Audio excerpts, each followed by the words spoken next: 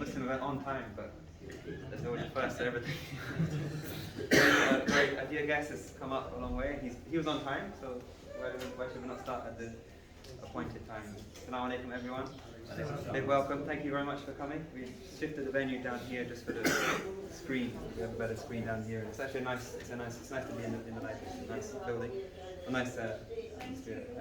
Big welcome to Yahya Birt, come up from Bradford area today, and he is a researcher. He's an academic. He's a specialist. And his focus is Islam in the UK, both contemporary Islam and also the history. So you can't understand the present if you don't understand the past. And he has delved very deeply into Islam, Muslim history in the UK, specifically the first Muslim community, which we're going to hear a lot about. And it may seem kind of distant history, but it's very, very relevant, in fact, to the things and the struggles and the challenges and the things that we're facing as a Muslim community today. It's very important to understand that these early communities, and also he's a convert to Islam, of course, as well. So he has that kind of experience, which is perhaps for another day. But his journey is very interesting as well. But he's going to give an introduction about the topic, the history, and then go specific into a specific figure, Fatima Cates, and her role as a woman who's hardly heard of and unknown, but she had a very important role to play in that very early community. That'll be his presentation about 40-45 minutes, and there'll be some time for questions. He has some books as well that he's worked on, which you can also purchase and you can sign as well at the end. So I'll leave it to Yahya. Anything else you can say? No? Yeah. Assalamu alaikum wa rahmatullahi. Thank you so much for inviting me here. To Sheikh Amin and the organisers of the Islam Festival Edinburgh, and which I didn't know until this year is officially part of the Edinburgh Fringe. But I'm not. My stand-up isn't very good. I have to apologise for that. What I'm going to do today is I'm not going to be talking about the first time people in these islands heard about Islam through a distorted mirror, or the first time a Muslim traveller came, or the first time somebody from these islands went out into the world and maybe went to Muslim lands. I'm not talking about that. I mean, obviously trade, did the Crusades, trade, empire, somebody with a sense of adventure, piracy, maybe 4,000 people were abducted from these shores by pirates or privateers from North Africa during the 16th and 17th centuries. Many converted, So there's a much longer history, okay, but I'm not talking about that today. Okay, all of those are important, and maybe the first converts that we hear about, maybe from these shores, maybe sort of in the 16th, maybe some of the crusading knights converted. This is what people say, but I've not really seen any kind of detailed evidence to that effect. But certainly during the periods when North Africa was a naval power, they would come up the Bristol Channel, the Thames estuary, and they would pluck ordinary people, take them captive, take them off the docks and off the shores. And many of them, as I said, converted, lived, and they guided them back into small towns and ports all over the country. Also Ireland, Wales, Devon, these areas as well. But I'm not talking about that. Maybe that's a talk for another day.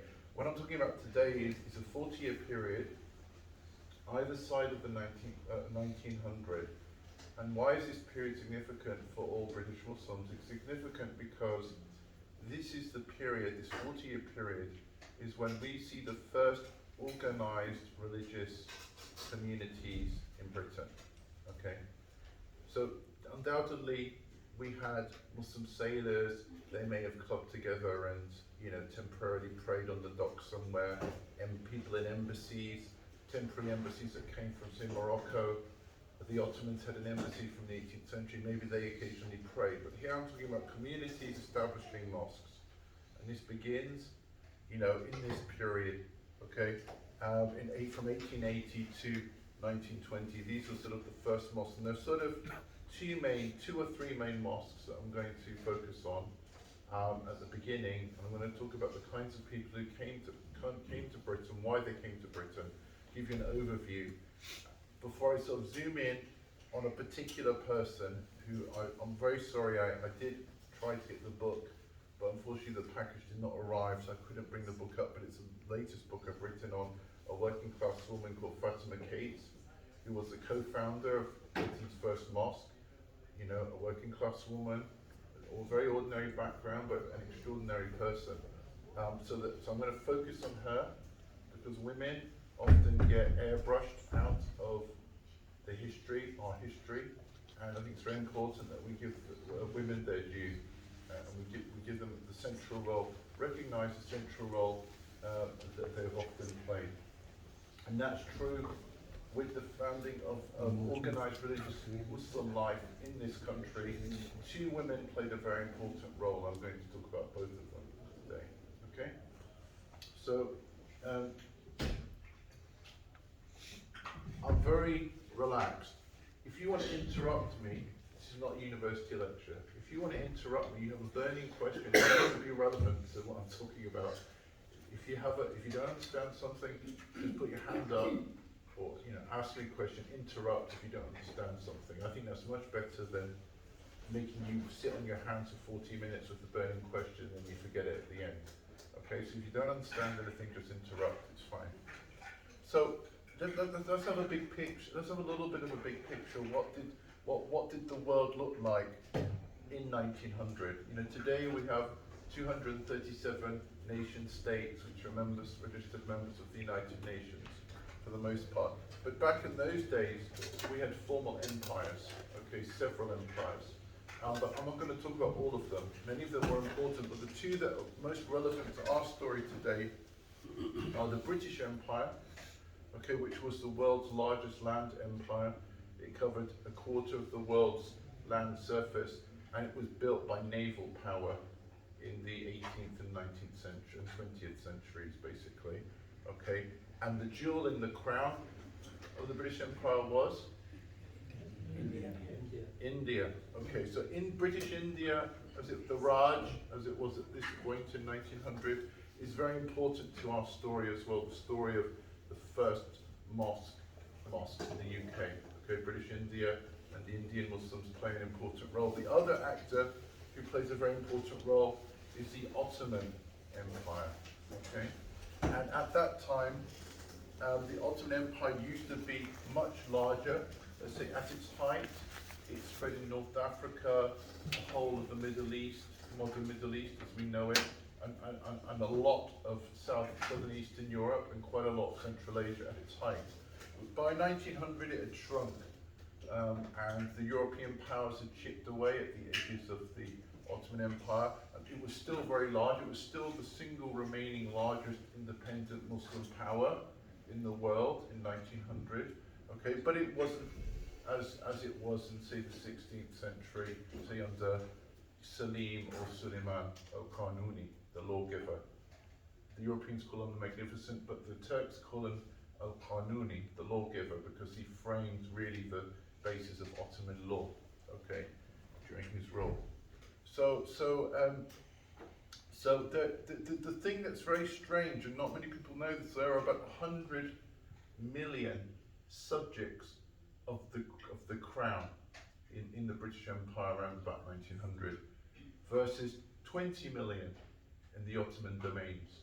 Okay, so we're 5 times more Muslims technically living under British imperial rule than were Ottoman citizens or subjects. And this peculiar situation meant actually that the British Empire had a vested interest in having a positive narrative about Islam and belonging, because they were facing uprising, not least in India in 1857, but also in many other parts of their domains. they had to make a positive case as well, and they would make the case basically that Islam benefited from British tolerance and free trade. This was a kind of imperial, if you like, spin of the day. Okay, so they had to try and make a positive case. At the same time, they were always negatively talking about, you know, extremist Muslims, you know, extreme pan-Islamists, people who were plotting, and so on. And that's very familiar to us, having lived through the 20 years after 9/11. Okay, so a lot of that language of good and bad Muslims is something we can all relate to. So this is the big picture, and I've sort of said all of this because it helps you understand the characters I'm going to introduce and where they came from and why. Okay, so we can imagine that, you know, basically many Indian Muslims were then coming to Britain to work, to study, and so on. Most weren't staying, but they were staying for considerable periods of time, and we're going to talk about a few of them. Okay, so I'm going to talk about 3 or 4 different categories of working Muslims. Okay, so the first category are servants and ayers. Okay, so in British India, if you were an English colonial family or a Scottish colonial family, the Scots also play a significant role in British India as well. You would have servants. This was a sign of having status. Okay, but what happened when they retired and moved back home and built their dream home back in Britain? They would bring their servants with them, and many of these were ayers or nannies. We see one lady here holding a young English baby, and you know, these were complicated relationships. Sometimes these were relationships of great intimacy and love.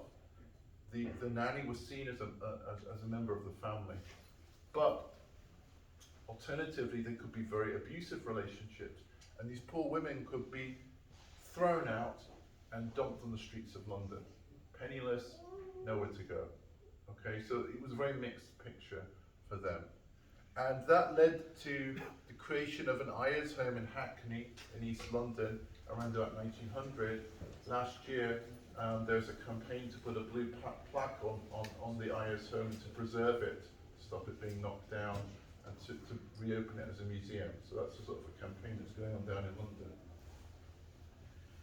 Another group were the Lascars. Okay, it's a corruption of the Arabic term al-askari, which is a military rank. In this case, Lascar in English meant broadly non-European sailors employed in the British merchant fleet. Okay, as I said, Britain was the greatest land empire in history, held together by its navy and its merchant fleet. Okay, and these Muslim sailors formed a large part of the crews of this merchant fleet, and it was very simple, really. You would crew out a merchant ship from Britain. Somewhere along the way, crew got sick or died or left, and they had to replace them. And they recruited all along the trade routes. Okay, so when we think about the kind of Muslim lands that they went through, they would pick up people from Egypt, Somaliland, Bengal, Gujarat, other parts of India.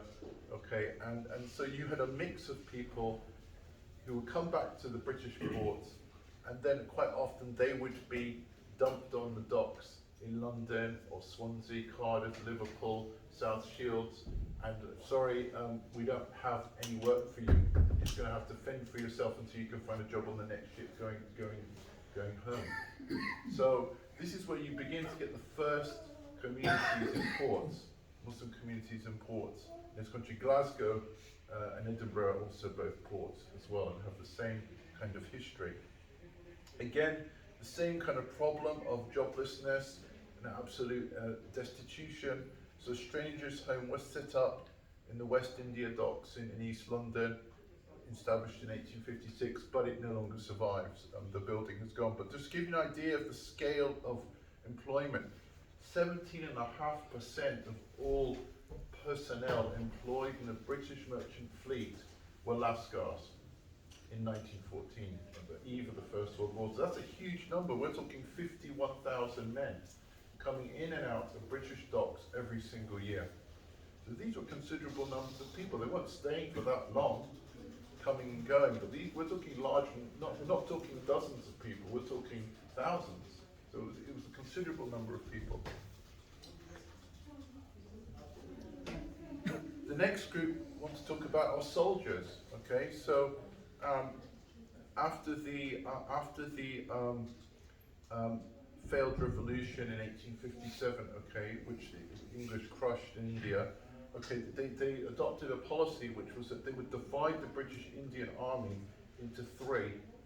Okay, so each would be a third Muslim, a third Hindu, and a third Sikh. The idea being that no one religious group would predominate and be able to, if you like, galvanize the army into rebellion. There's a kind of a divide and rule by recruitment, okay, into the British Indian Army. And so this retooled British Indian Army after 1857 was deployed in the First World War. And it was a huge army, 1.5 million. It was a mix of conscription, forced conscription, and volunteers. And they were deployed on all the hot spots of the Western Front. I mean, like all of us who grew up in this country, I never saw footage from the First World War featuring people who weren't white when you looked at the soldiers. But we're saying it was an army of 1.5 million were deployed, a large part that was deployed on the Western Front. We don't see them, where are they? You know, I think things have begun to change. When the centenary of the war came in the last decade, I think there was some recognition, but we think we're still a long way away from where we should be in terms of recognition. Now, the censors insisted that every British Indian Army soldier writing home their letter in Urdu or Punjabi or whatever language they're writing home, it had to be translated and read by the censors, just in case. So because of this strict observation of correspondence, we have amazing records of the letters that these men wrote home, and they're very moving, and they've been collected in book form, and really some of them make you cry. You know, the struggle and strife that these men went through, really. This is a picture of them praying Eid Namaz in 1916 during the war. This is at the Woking Mosque, which we'll come back to, is the first purpose-built mosque in Britain. Okay, the Brighton Pavilion, has anybody seen that? It's a kind of a Victorian folly built for Edward VI. In any case, that was repurposed as a military hospital during the First World War. The British Indian Army was housed there to recuperate. They were brought back over the channel and put into it was called the Dome Hospital at the time, put into the Brighton Pavilion to recuperate. It was thought that the oriental ornamentation would somehow make them feel at home. And the first Muslim burial ground in northwestern Europe, we believe, not just in Britain, in the whole of northwestern Europe, is at Woking and Brookwood Cemetery. And I'm partly involved in the project now to map the oldest part of the cemetery, which is very, very exciting. We will find out where some great personalities may have in fact been buried for the first time, so it's very exciting that.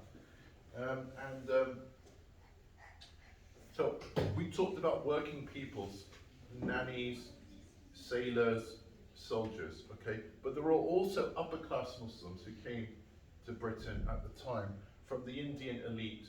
Mostly these were men who had graduated from the new universities like Aligarh in India, okay? And these were the products of universities like that. And they said that they wanted to go up to London or Cambridge or Oxford or Edinburgh.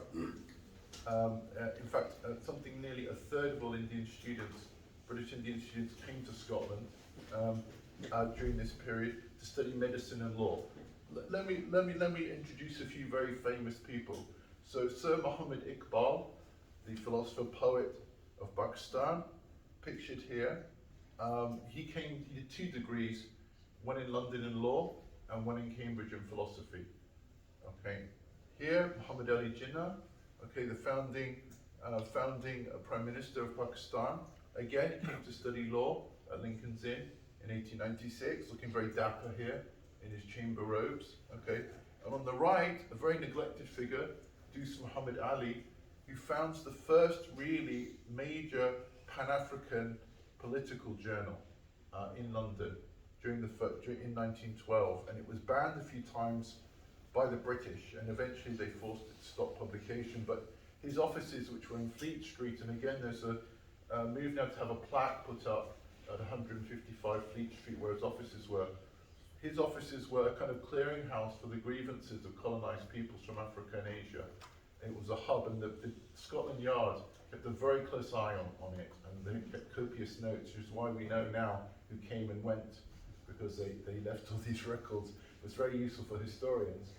And the thing is that, you know, Marcus Garvey came and interned with Dus Muhammad Ali.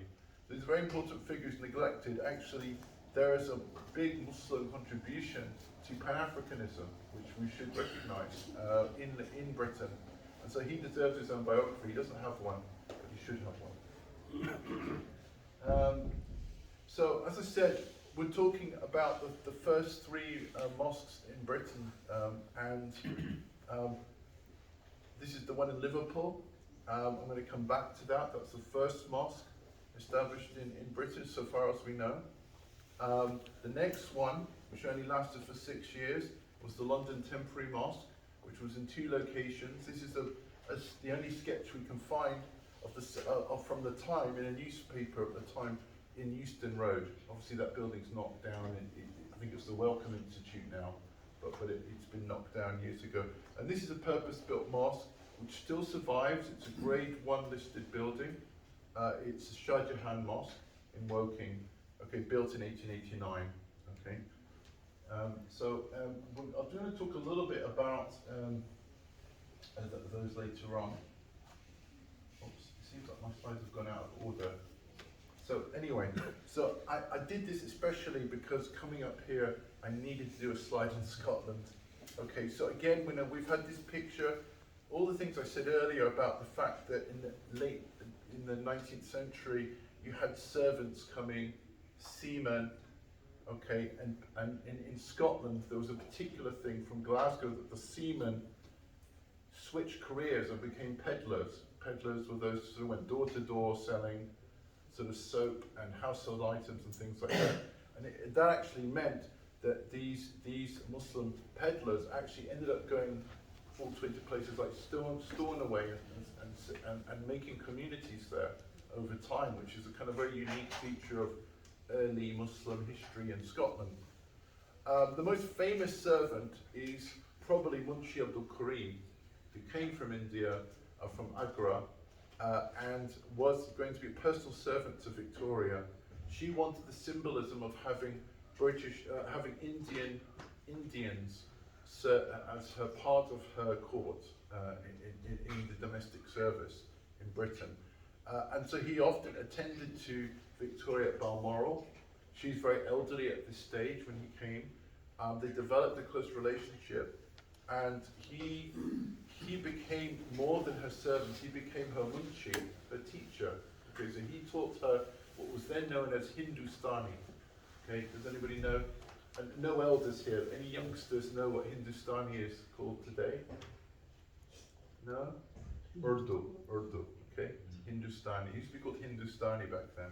So he taught her Hindustani, and her Urdu notebooks still survive. Okay, in the archives, the royal archives.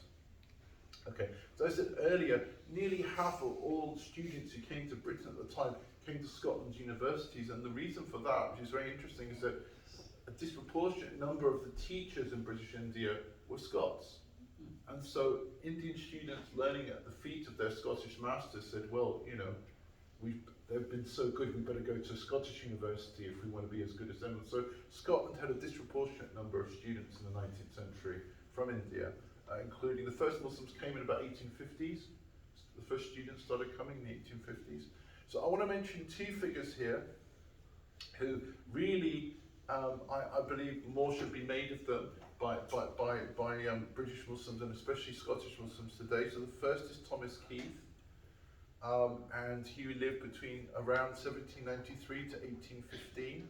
At the age of 11, he was recruited into the 78th Highlanders, so at such a young age, and they went on many expeditions, but he was sent on one to Egypt, during which he was captured by the Mamluks. Okay, which was still operating as soldiers under the Ottomans at that time.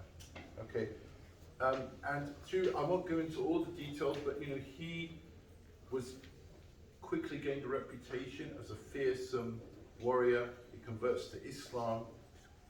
He has a number of victories under his command, a result of which, at the age of 22, this is amazing, at the age of 22, he is temporarily made governor of Medina. So this is a young Scotsman from Edinburgh, from this city, okay, and in 1815, he was the governor of Medina. Okay, so you need to make more of his story. Okay, I feel you should, and you should. Everybody should read this. This is, if you like historical fiction, this is by Rosemary Sutcliffe. So she wrote a whole novel about Thomas Keith. Okay, and his story. It's called Blood and Sand. So that's well worth looking into. The second person I really want to highlight is the father of all poets, Muslim poets in Britain, okay, Yahya Parkinson, okay, who died in 1918, and again, really, he lived in Kilwinning in Ayrshire. There was no Muslims there. It was just his intellectual curiosity, really, that led him to Islam, and he had a gift for languages, as well as he picked up Turkish and Arabic and other Greek and Latin. He just came from he was orphaned at a young age, brought up by his grandparents. His grandparents died when he was 16. He had to work in a spinning mill company his whole life, but he was a genius. He just was like a sponge. He had a photographic memory. He picked up botany. He picked up astronomy. He was a real sort of child genius. And his curiosity led him to Islam. And he joins the Liverpool Mosque. He becomes vice president. He doesn't attend regularly, he goes down sometimes to lecture, but basically, one treasure that I have is my greatest treasure. Only a few copies of this survive, but this is his only book of poetry called Lays of Love and War, which is signed by him. And I'm going to read you a little extract from one of his poems. In fact, I was going to ask Sheikh Amin to do it, but I didn't want to spring it on you without practice. That didn't really seem fair. So this is an extract from a very militant poem that he wrote called Sons of Islam. Okay, we're probably getting referred to Prevent nowadays. Anyway. Sons of Islam, renowned in story, unfurl thy banners covered with glory. Honours of olden time, won in thy golden prime, garnered in days sublime, warlike and gory. Children of war, born in the battle mart, sons of the spear, men of the winged dart, proud of thy father's name, proud of their spotless fame, lit with the battle flame, dauntless of heart. Stainless thy valour and martial thy band, steadfast thy courage, both fearless and grand, spears in the morning fair, scimitars sharp and bare, breathing the battle air, child of the sand. Up with the banners green, long may their brilliant sheen, deep in the fight be seen, leading the van. Brightly thy star shall gleam, over the surging stream, fair in the sun's clear gleam, outward it span. Brave sons of eastern line, glory for aye be thine, laurels thy shield entwine, first in the fight, clad in the battle gear, red be thy flashing spear, know no coward's fear, strong for the right. Blazing thy helms afar, ready thy scimitar, braving in fields of war, thy oriflame. Went to the fight beguiled, fierce as the tempest wild, onward, O battle child, sword of Islam. So, it's this kind of stirring stuff. So I just wanted to, I can probably come back another day and talk about Parkinson, but one of the projects I hope to do is to bring out at some point an edition of his collected poetry, because it's just been mouldering, and I think it would be good if we could find a Scottish publisher to do that and to launch it in Edinburgh or Glasgow. That would be good, because I think it shouldn't be launched outside of Scotland really. I have a lot of interest from English publishers, but no interest from Scottish publishers as yet. That's a bit of a plug, a bit of a pitch there. So the Woking Muslims, as I said, the first purpose-built mosque, although it was built in 1889, it didn't really operate as a mosque until 1913. And the most important person was Khwaja Kamaluddin, who was a lawyer from Lahore who got the mosque reopened after a kind of a legal tussle. And in 1913, he achieved the most famous convert, who was Lord Headley, Lord Farouk Headley. This mosque, I think, was quite different to the Liverpool mosque. This was middle-class converts. And they had quite a genteel, quite gentlemanly, I can say, soft way of promoting Islam, really, I would say. And they had a journal called the Islamic Review, which continued publishing until 1967. And actually, it's a real gold mine. It's all online, and it's very interesting read. And so I won't say too much about that. But it was a dawah-orientated organisation, so converts played a big role in it, in how it sort of did its messaging. Okay, so let's get to Liverpool now. So this was a kind of a working class community, really, for the most part, and maybe about 250 people converted to Islam. Most of them were local as well, but it wasn't an isolated community. They had strong connections with the Indian Muslims, the Manchester Arab cotton traders. So the Manchester was king cotton at the time. The cotton came from all over the world, was spun in the mills in Manchester and then exported back out everywhere.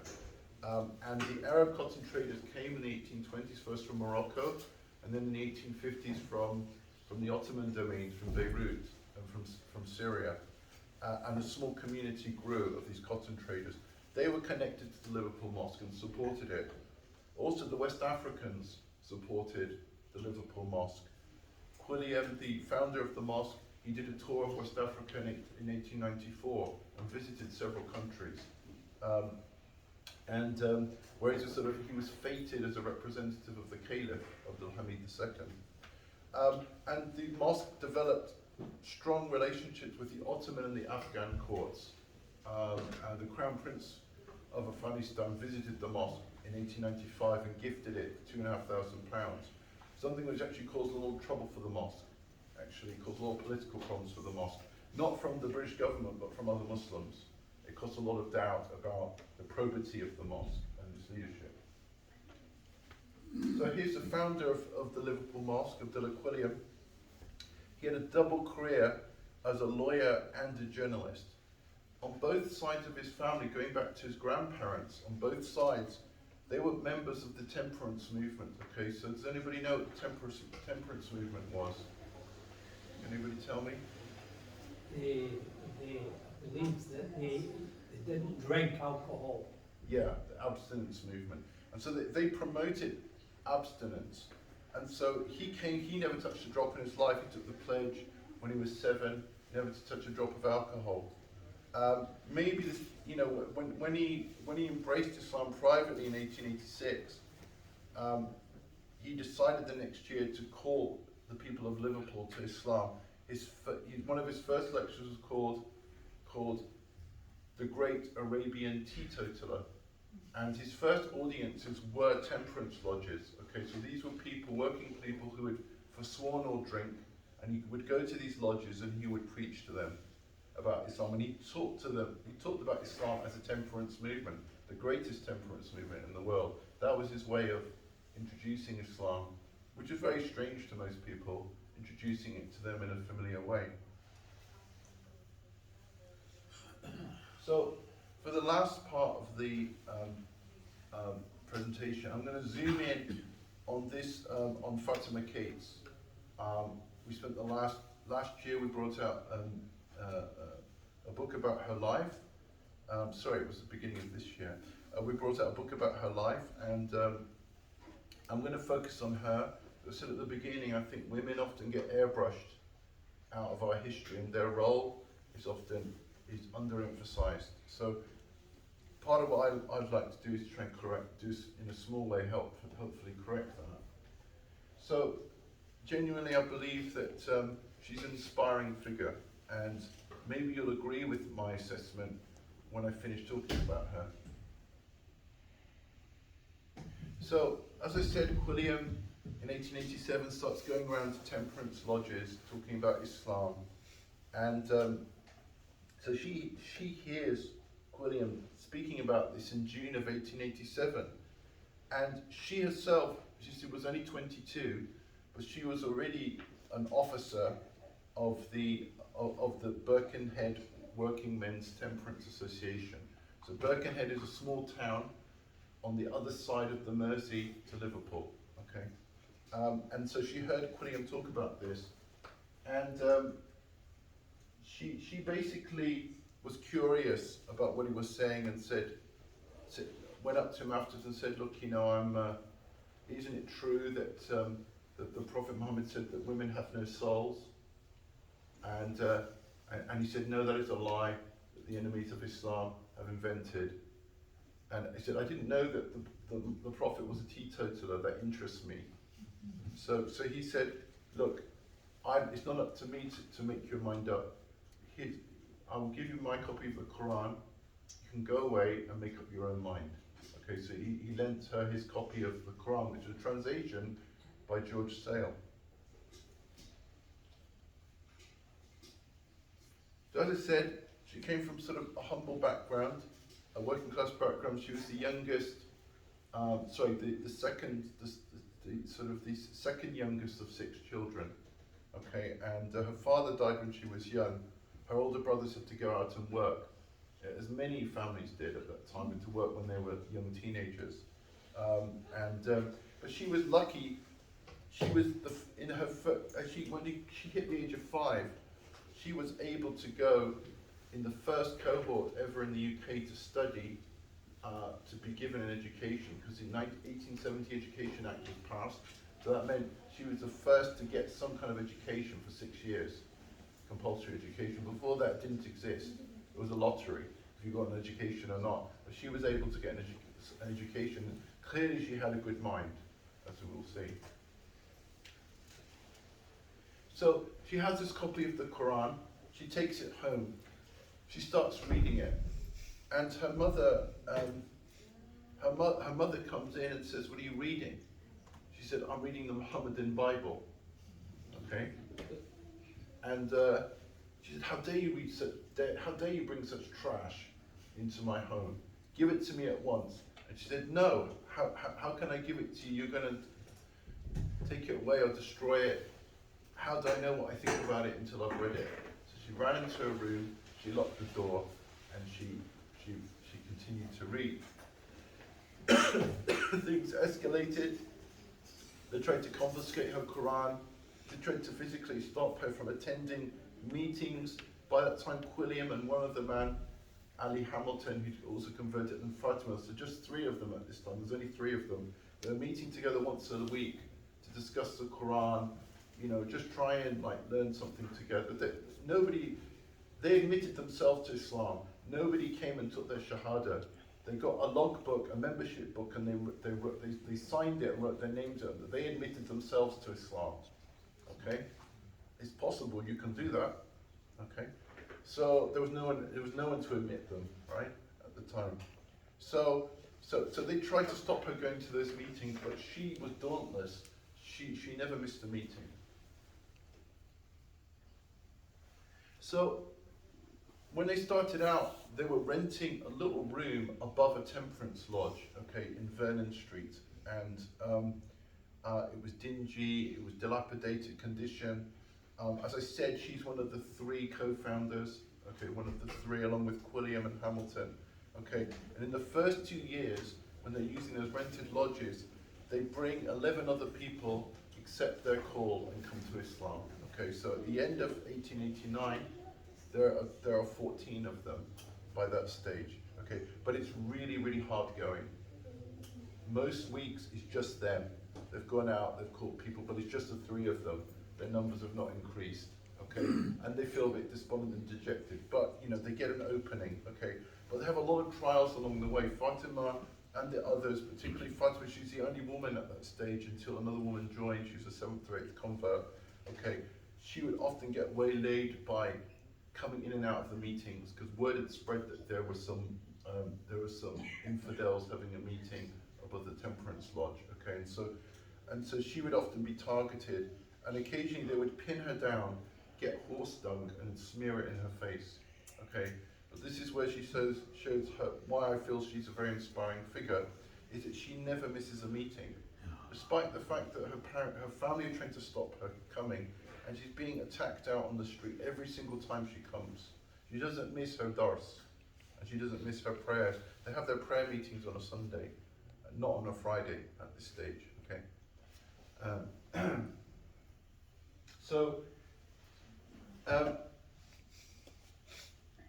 In the middle of 1889, the landlord says, look, I don't want non-Christians using this Temperance Lodge. I'm afraid you're just going to have to get out.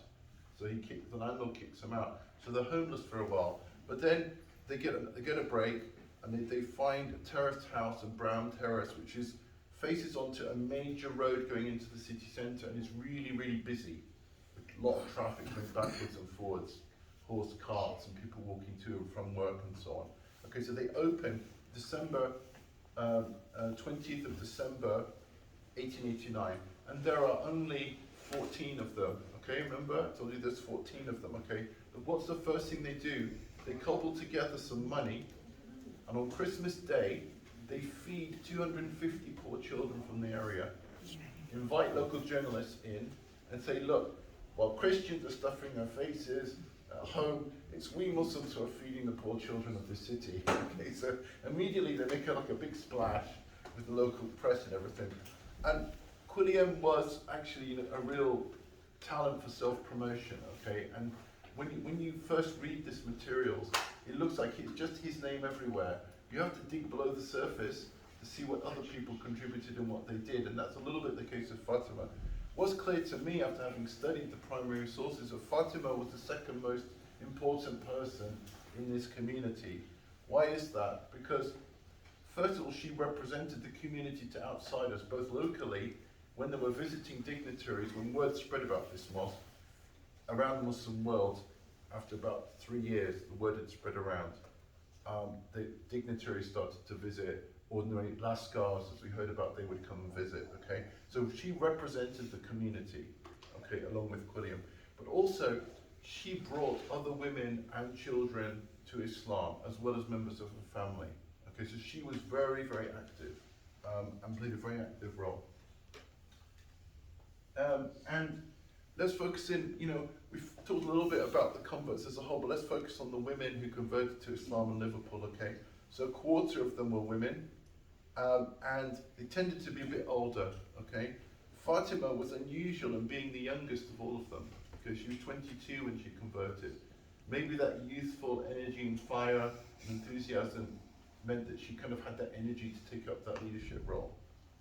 But the women, if you talk about the women as a whole, you could say they were independent-minded, because listen, to embrace Islam that nobody had heard of or had a bad view of, you had to be independently minded. You had to be able to think for yourself. And they saw Islam as a vehicle for the reform of women's rights, particularly with regard to divorce law. In England at the time, divorce law, you had to have a prima facie cause that had to be proven in court, okay? And this meant really that many women were trapped in abusive marriages.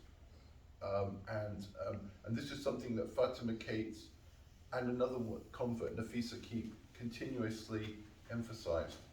Some of these women, they married foreign Muslims who come to study and moved abroad, like Fatima's sister Halima, who went to live in Calcutta with an Indian lawyer. Also Helen Carson and Amy McCartish, who married Arab cotton traders. And others married fellow converts like Zuleika Banks and Amina Bowman. So, like I said, this was, sorry, I need to have a drink of water. Excuse me for a minute.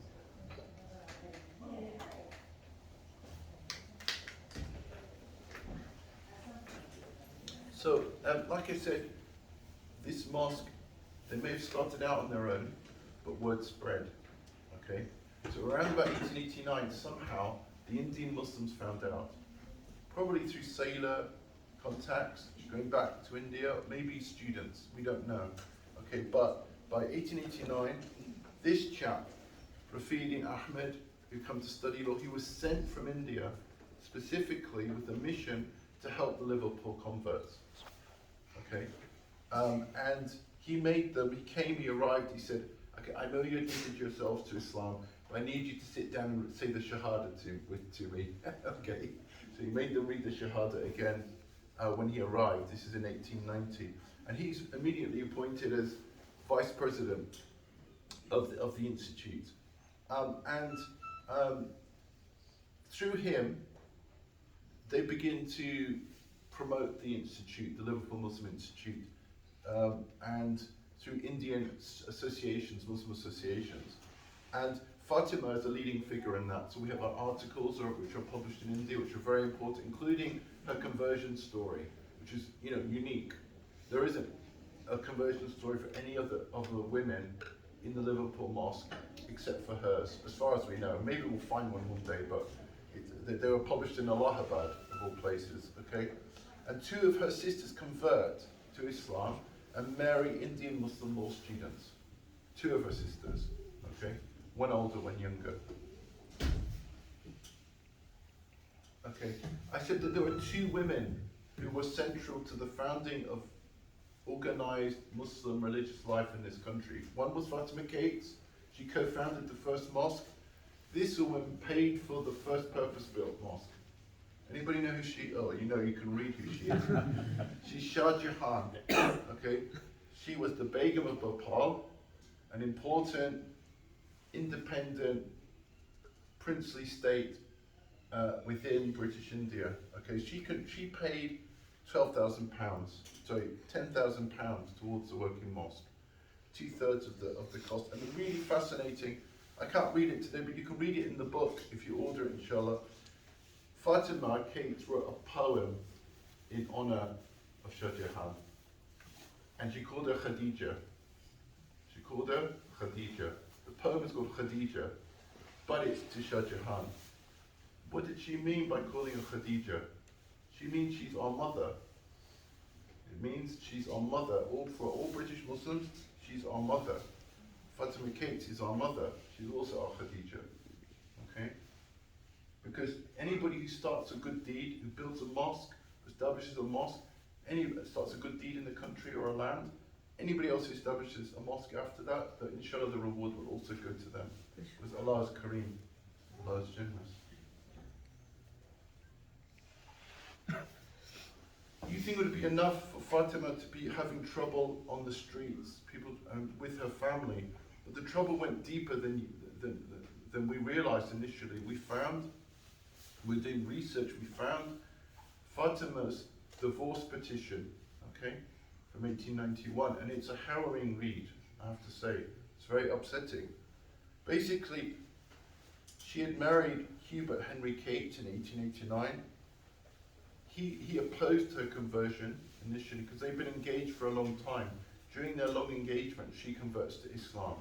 They marry in a church, okay? He still hasn't converted, but somehow she persuades him and he converts, okay? After they get married, he converts to Islam, okay? Unfortunately, within 6 months of them getting married, the marriage descends into abuse and violence. On 2 occasions, he even tries to murder her. Okay. The first time there's a separation for 6 months. She only moves back with him on the condition that her sister can live with him, and they also take in 2 Indian law students, Muslim Indian law students. One of the students later marries her younger sister. The second time her husband tries to kill her, her sister saves her, Clara Halima. She saves her. Okay, and after that they live apart. As far as we know, they never live together again.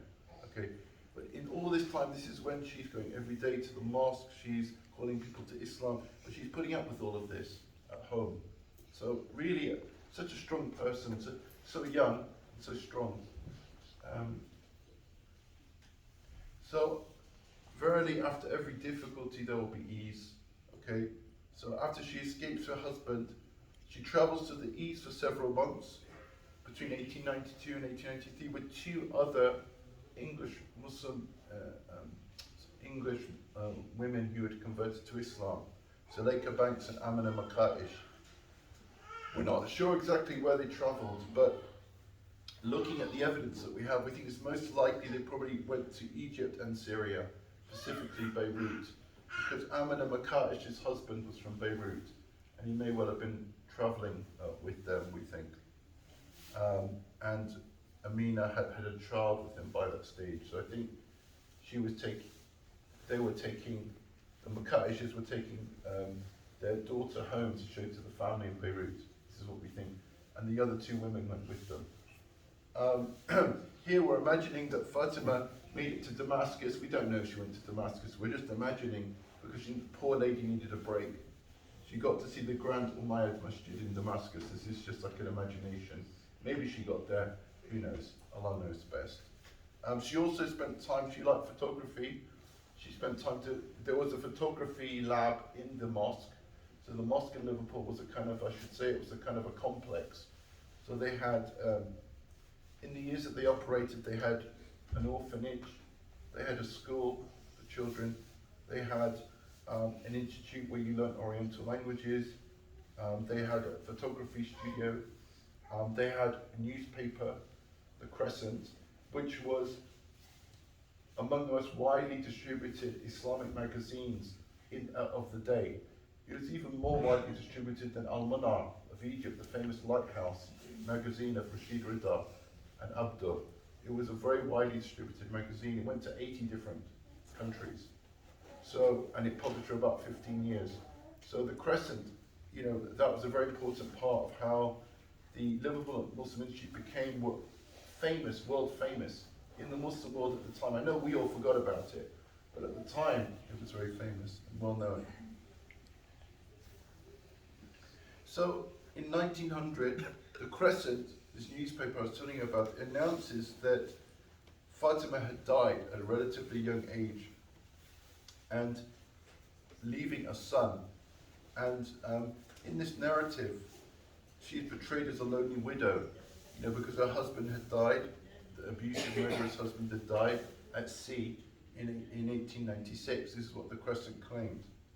And that she moved out of Liverpool and she lived in a small town called West Kirby, which is about 20 miles from Liverpool. It's on the coast. However, me and my co-author Hamid, we think we know that was untrue. It's not the true story. How do we know that? Because what set us on the trail? Okay, so the Crescent claimed in 1900 that Cates, the murderous husband, died in 1896. Okay, we went back and we looked at the records. There's no record of that. In fact, he died a year earlier, in 1895, not in 1896. And that means that Fatima's son, Hubert Halim, was born 17 months after Hubert died. Okay, 17 months. Not 2 months, as was claimed in the Crescent, but 17 months. And through quite a lot of evidence we picked up, documentary evidence, and not least these photographs, where you can see the similarity. We think that Fatima was in fact, after 1895, when Cates, Hubert Cates died, we believe that Quilliam secretly married Fatima and had her son with her. There are many indications of this, not least that he gave him an equal share in his will when he died in 1932. And there are many other, he paid for his school, he adopted him. There are many other things, you can read it in the book. Why did he keep it secret? Well, Quilliam had two other wives and families already in Liverpool, and they couldn't stand each other. Okay, maybe Fatima, we don't know, maybe Fatima didn't want to be in the middle of that mess. Maybe it would cause another scandal, I don't know. She wanted a quiet life, so she said, look, I know I helped build this mosque with my bare hands, but maybe she said, I want a quiet life. I've had enough. I've done my bit, you know. And maybe she just wanted to just be with her son, and I don't know. Who knows? The sources are silent. We can only speculate. Okay. Quilliam was a strong believer in polygamy. He preached it, its efficacy, and he practiced it. Okay.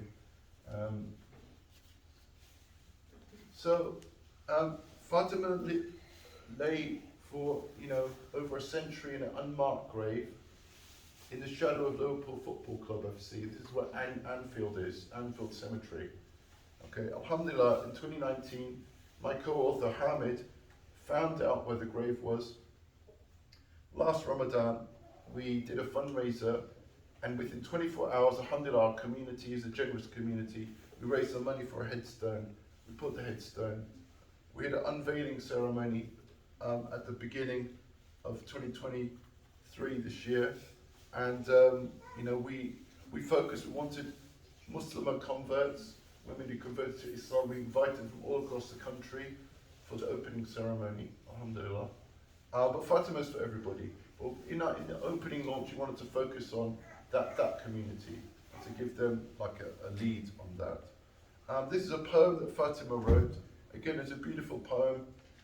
It's called A Muslima's Prayer, and that poem really encapsulates her life of struggle and how she somehow rose above in trying to reach heaven. She somehow persevered. And it's a beautiful poem, and again, that's in the book. So, this is not all me. I had friends and colleagues I worked with. I want to recognize all of them. Doing history is a team effort.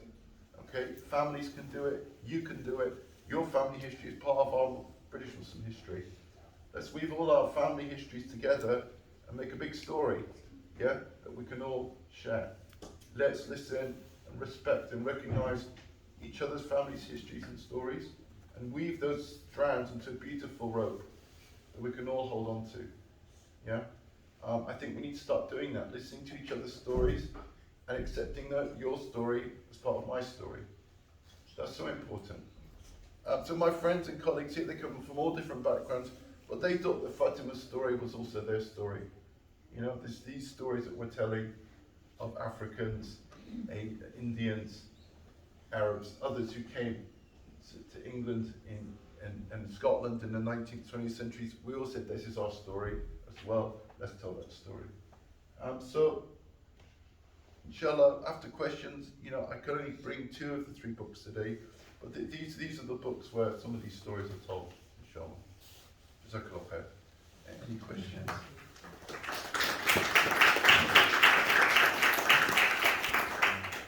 Jazakallah khair, very beautiful and informative. So if there's any questions, please, we have a few minutes for that. So, I'm Professor Munir. I just retired from Liverpool University, it's a local university. And there is a publishing department. And they will be interested in your partnership book. Okay. Because they publish stories that have not been told or which have been lost and so on. Yeah. For example, they published the story of a detective who was 100 years before Paul Lloyd. Okay. So they published that. And that's all set in Edinburgh. And they give usually away these books as free books to the entering students. Okay. So I can later on put you in touch with the people there. That's great. Now, 1 or 2 comments. Lashkar is a Persian word, and it means battalion. Askari is close to it, but Askari is military. Askari is an Arabic word, but Lashkar is more Persian, and it came with the Mughals, this word, when they came to India. They were Lashkaris and so on. So that's one point. The Hindustani, you said, Hindustani is not exactly Urdu. The Congress leaders, Gandhi and so on, they tried to promote Hindustani as a mixture of Hindi and Urdu. But strictly speaking, Urdu is distinctly different from Hindustani because it will not have many Hindi words. So there are 1 or 2 points I can raise, I will not take much of your time. But Edinburgh is closely related to Urdu because the first professor of Urdu was from Edinburgh, Okay. John Gilchrist. And Okay. he became at Fort William College, the first professor was in 1797. And he established the first Urdu press. Yeah. So there's a long association here. Is Urdu still taught? Yeah, we can talk later after. Okay. Yeah. Inshallah. But very, very fascinating lecture. And I wonder if you could have a PDF you can show in other mosques on your behalf. Inshallah. There's so much to learn This from isn't here. the first mosque I've done. Yeah, I mean there are so many mosques here. Yeah. And we hold once a month such session Okay. in a mosque which is not far from here, Okay. with Darul Arqam. Okay. Inshallah, I'll be honoured. Sure, so we can talk later. I should add that this cap I'm wearing is the cap that it was worn by the men in the first mosque. So I know that it looks, for an older generation, they're going to think about the British comedian Tommy Cooper, okay? Just like that. But the thing is, actually, that cap fez is actually different to this one. Yeah. So this one is much taller. It's about twice as tall, and I looked all over North Africa for it. I didn't find it in Istanbul. Guess where I found it? You never guess. Sarajevo. Okay, of all places, Sarajevo. They've been still making for 100 years in Bashirsha, which is the old market there, and they make it for all the imams in still. So the thing is that they wore this, and the thing is it was common, as you could see, Muhammad Ali and others that all wore this cap. It was very common to wear this cap in the 1920s, particularly when let's say from the 1890s up to the 1920s, because they all held a kind of reverence for the Ottomans, and that was whether you were in India or whether it was the first mosque in England. They wore this cap. So I don't know. Maybe we should revive it. You know, this is part of our heritage, right? Maybe think let's take it away from Tommy Cooper and make it something nice. You can buy it in Libya and Tunis. I have a cap like that. But it's hard to get one of the right height. This is the thing. Yeah, it's fez, it's not fez more. Yeah, they've shrunk it, you see. It is, but it is a derivation of this. Yeah, but when I went there, I said, look, it's got to be a certain height. And they said, we don't make it that way. We used to make it that way, but we don't make it that way anymore. Because they've shortened it for the tourist, and they make it look like Tommy Cooper. That's what the tourists expect. But actually, it was part of the Ottoman official kind of heritage. Anyway. Any other questions?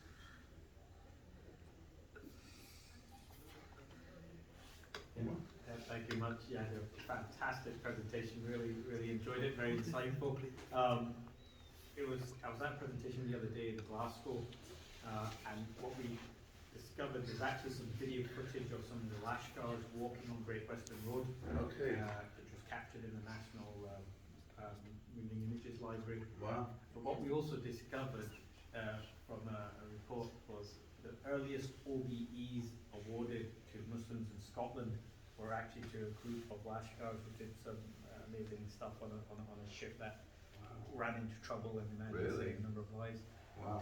We previously thought it was a different gentleman, but that recently has revised our thinking. What was his name? There was three of them. I can't remember the names. Did they save lives at sea or something? Yes, they saved lives at sea. And what year was that? So you're talking about 1932 or 36, something like that. So it is fascinating history. Glasgow museums also have a plaque which says Lashkars only, which was found in the Clyde docks in Glasgow. There was It a has colour been- bar in the Yeah, dock. it has Bengali written underneath it. Really? Translated, which is fascinating as well. But the question I had for you, Yahya, was around. You said you're looking into the graves in Brookwood Woking, in Woking, Brookwood Cemetery. So we know there's a massive question around where's Abdullah Quillian buried. Yeah. And wanted to get your thoughts and what's your view? I know I'm confident that we'll find it. Yeah, there's a local historian there who's attached to Brookwood. Using certain historical techniques, I think she's going to find it. From what she said yesterday at the seminar I attended, I think she's going to nail it. I was skeptical, but now I think she may do it just from documents, not even having to but we're going to confirm it with detectorists, because each grave has you get these little zinc plates. The zinc plate is on a wooden peg, and there's a unique number on the plate. What happens is, it's an unmarked grave. They would hammer the little plate on the stick into the ground. Then what would happen is, over time, unless it was moved, the peg would rot and it would just sink into the ground. So you use detectorists to just dig up the plate, not to disturb the body, but just to find the plate. That would be a confirmation. We may not need to do that, but we're going to do that anyway, inshallah. If we can raise the money, we're in the raising money at the stage at the moment to pay for the searches. Yeah.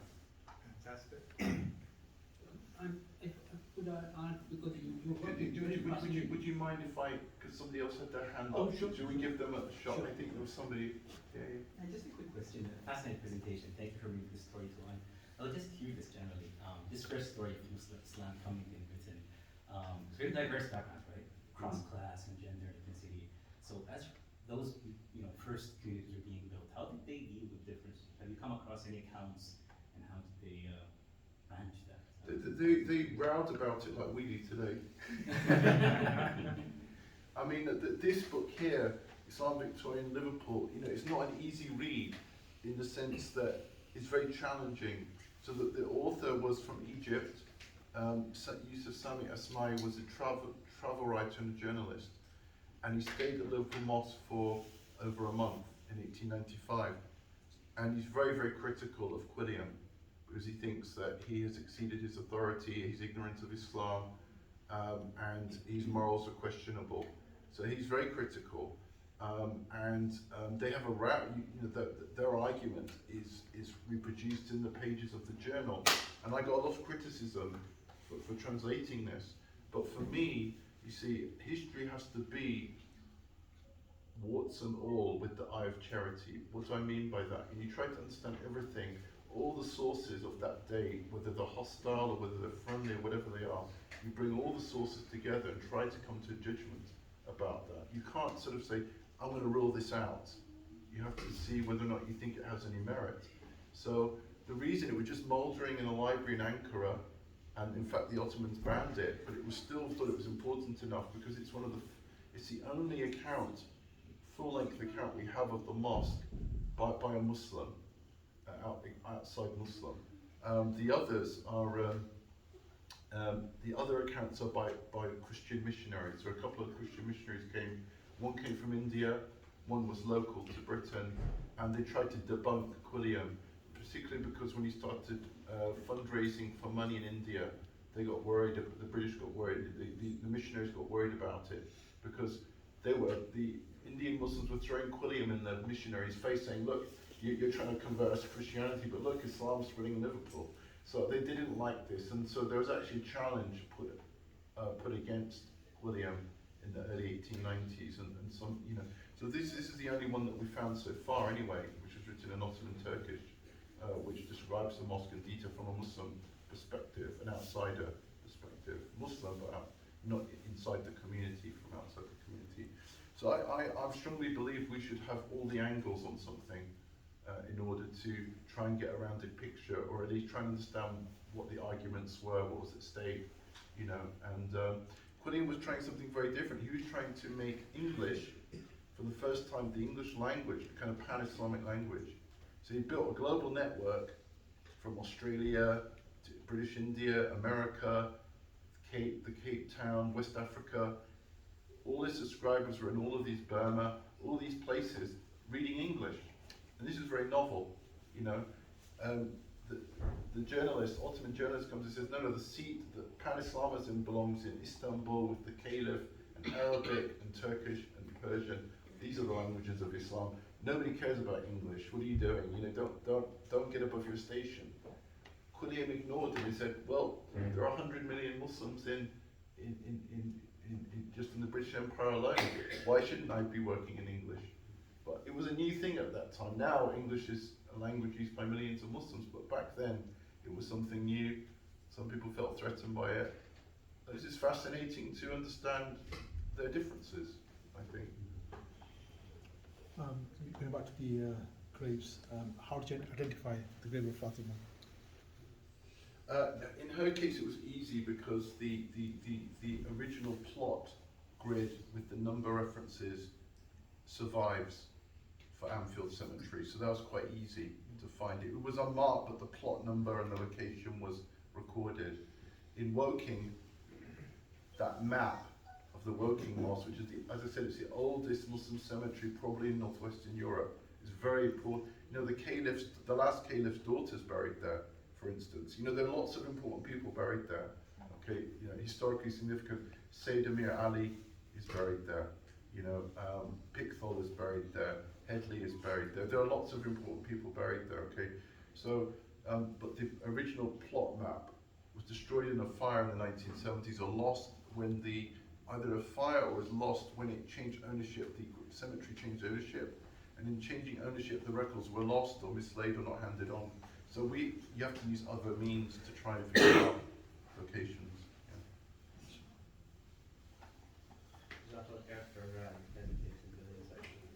Obviously, William and Fatima's obviously 100 years or 120 years, you know, since passed away, which isn't that long ago. So do we know anything about their descendants, or have you come across anything? Yeah, I mean, I often get asked this question. You know, did the people who converted to Islam, did their children or grandchildren or descendants remain Muslim? You know, this is like, I get this question every single event that I do. And because I hadn't researched, I keep saying, well, I don't know. You know, you're talking 250 people, they've all got their own families. You know, to do that work, it will take years to trace each family, and it's a lot of work. I've done a bit of work on it. I've focused on those converts who married either other converts or they married born Muslims. So the general pattern is that those who married born Muslims, their children, as far as we know, tended to remain in the faith. Quite often they moved back to India or Egypt or wherever they moved back to in some cases. But I couldn't find evidence so far that convert couples who married together, their children remained in the faith. Why do I think that is? Because first of all, the community stopped functioning after 1908, so there was no structure, there was nothing, no support. You know, that's the first thing. Second thing is, I think that they were a transitional movement, particularly in the early years, between Christianity and Islam. By which I mean, you know, a lot of the things that they did and the practice that they had was somewhere between Islam and Christianity. And so I think that many of them would have melted back into the Christian environment, I believe. There's one interview with one interview with a child of one of the convert couples. His name was, I believe his name was Hamidullah, and his name was Frederick Bowman. Okay, so he died in 1968. He became an actor in adulthood. Okay, his mother was one of the earliest converts in the community, and William employed her as his main editor, typesetter, compositor for the Crescent magazine. So she did that job, as far as I can tell. So she played a central role in the institute, and she went regularly to the mosque. But for some reason, she had him baptized in 1905.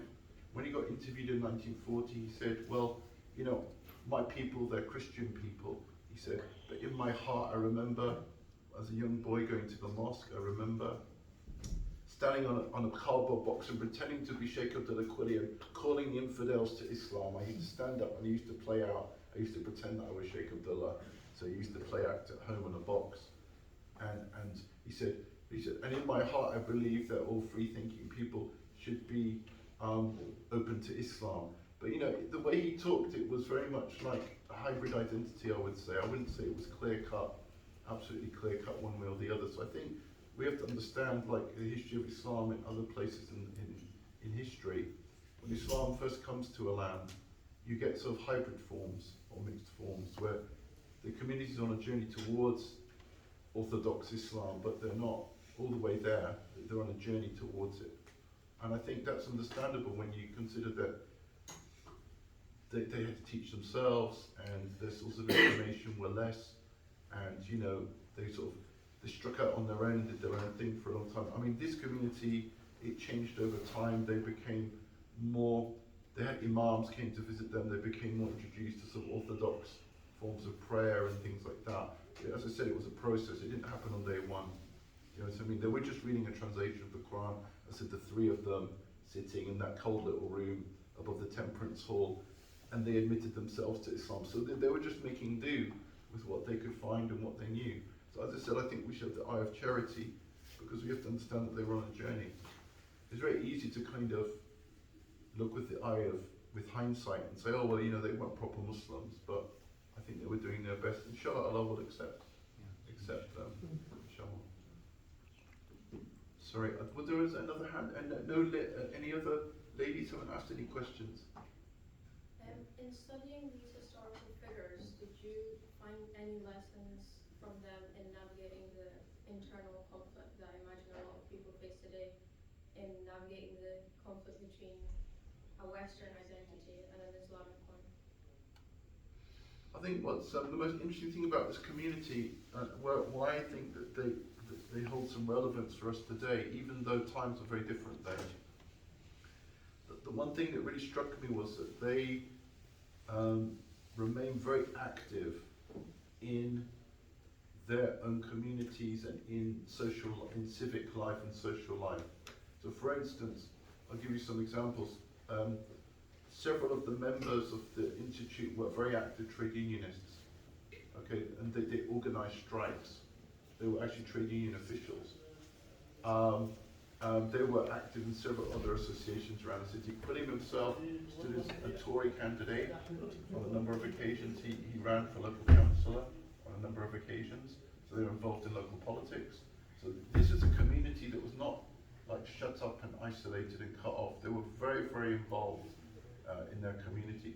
You know, they would petition the, Quilliam is a lawyer, I said he would take the shipping companies to court, threaten to take them to court if they would not give back pay to Lascars who had died, and the companies were refusing, because you have to, said you're going to pay all the money, you're going to send it back to the widow, to the family. And he said, otherwise I'll see you in court. So he did that for years. You know, so they were very active. They weren't a kind of isolated community. They were very active.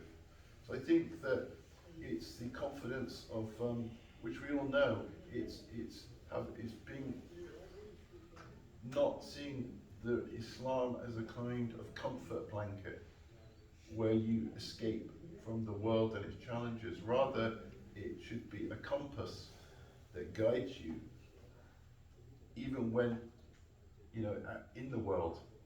Inshallah, you'll stay on the straight path, facing Makkah, but you'll be in the world, confronting the challenges of the world, inshallah, with our faith.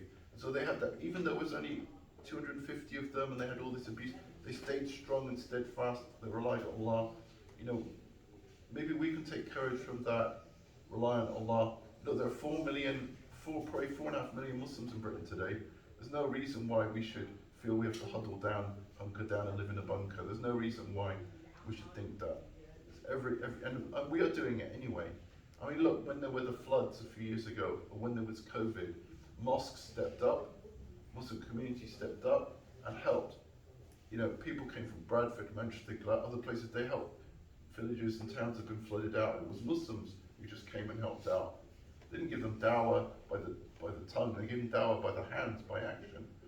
You know, so I strongly believe we have every reason to be confident. You know, it's not like people have just got here, we're established now. We can make a change, we can be that change, inshallah. And I honestly think people are thirsty. You know, people are not Christian anymore, people are post-Christian. They're 2 or 3 generations away from Christianity. So, you know, you have to start, I think, with scratch, with the idea that people have got a soul. You have a soul, you have an immortal soul, you know, and you're not just a body and a mind, you have a soul. And you need to start with that. And people feel the emptiness. And certainly that's what I didn't come from a Christian background when I converted. I came from an atheist background. My parents didn't bring me up in any faith. I was baptized a Catholic, but that was to please my grandfather. It wasn't because My parents were religious or believed in it, you see. So I wasn't brought up with Christianity. So, you know, there are many people like me now who, you know, maybe 30 years ago it was more unusual, now it's the norm. Now Christianity is a minority religion in this country. It's a minority religion in this country. So less than 50% of people in this country say they're Christian. But that doesn't mean that they don't. Many people who call themselves atheists, they still believe in a hereafter, they believe they have a soul, they have lots of beliefs, personal, private beliefs. They're not all they're not clones of Richard Dawkins. Yeah, people, atheists, so-called atheists, have all kinds of different beliefs that pertain to having a soul, pertain to a hereafter or something, some kind of ultimate force in the universe, a vague idea that they have. You know, you have to just, don't stereotype people, you have to just talk to people and find out where that individual is coming from, if they're open to the conversation, of course. You know, so I think we should be confident, inshallah. So that's the lesson we should take from these people, inshallah. I think that's a good, maybe a good place to stop. Positive note of you know, the changes that we can make. And, big thank you, Yahya, for coming. It's a full house. We don't always have a full house in Edinburgh. You're you know, we're honoured that you came, and there's a lot for us to think about of our own, like you said, our own history, Muslim history, that we need to uncover. We need to kind of, you know, think about. If anyone visits Liverpool, you can actually visit the Quilliam Mosque. The mosque is being restored, and it's now a functioning mosque. And they're kind of, again, unearthing the history that's there. But we have our own history here, like you said, that we need to also look at. Yeah, you've got to give Thomas Keith a Thomas big, Keith needs a Yahya Parkinson. yes. And you actually did not find the grave of him? Yeah. So Omar has actually located the grave of him. You have to tell me, because I might try and swing by tomorrow morning. Yeah. And tell if he can give you the location. So this is part of the Islam Festival. I'm sure you know. Tomorrow this is the last day.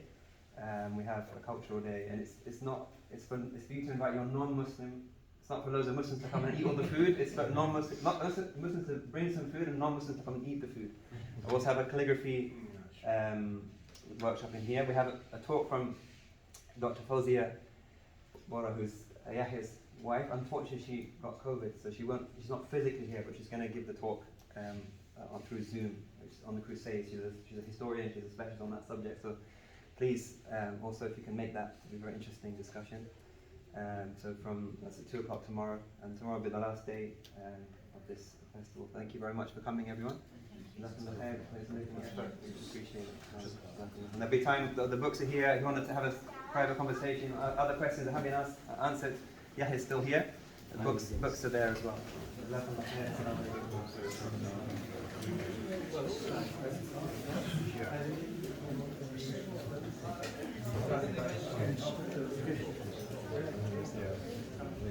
Yeah.